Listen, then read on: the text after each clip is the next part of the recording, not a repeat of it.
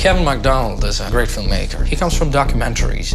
So what he brings on set is reality and truth. You want to represent the head recruiter for 9/11. Alleged. Kevin's got this uncanny knack of making the historical, the actual factual, very entertaining. We are seeking the death penalty, but if we miss something, this guy goes home. He just brings a certain sense of grounding to not only the story, but also to the set. We know that you're innocent, but we have to prove that, and we can't do that unless we see the allegations against you. He really believes the way that you approach making films is you don't try to control it or shape it, that you spend your time noticing. You're in the space, you see the characters, and then you notice what's happening, and then you make sure that you capture that. I'm not just defending him, I'm defending the rule of law. You haven't seen what I've seen. Kevin has a tremendous passion to tell this story and tell it fairly and tell it right. Never did I believe that the United States would use fear and terror to control me.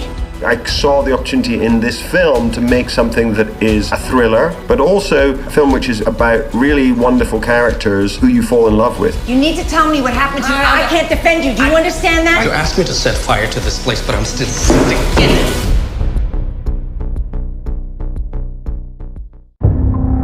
Mohamedou Ould Slahi, the Mauritanian. You want to represent the head recruiter for 9/11. Alleged.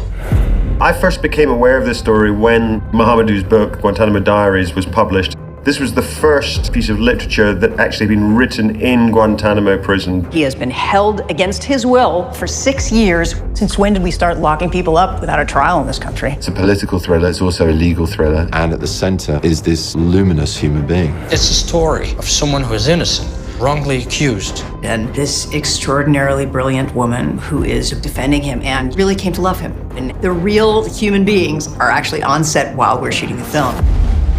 I looked at Kevin and said, no matter how dramatic this is, the reality was more dramatic than this.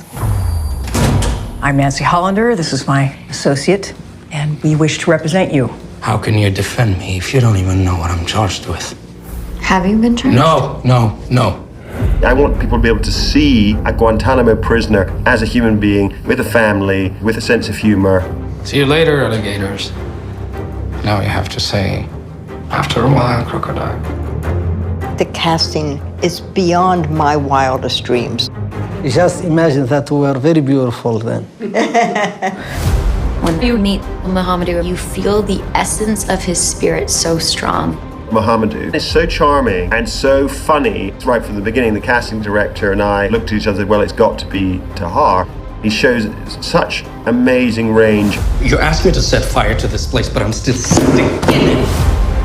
I mean, what can you say about Jodie? She's whip smart, funny, easy to work with.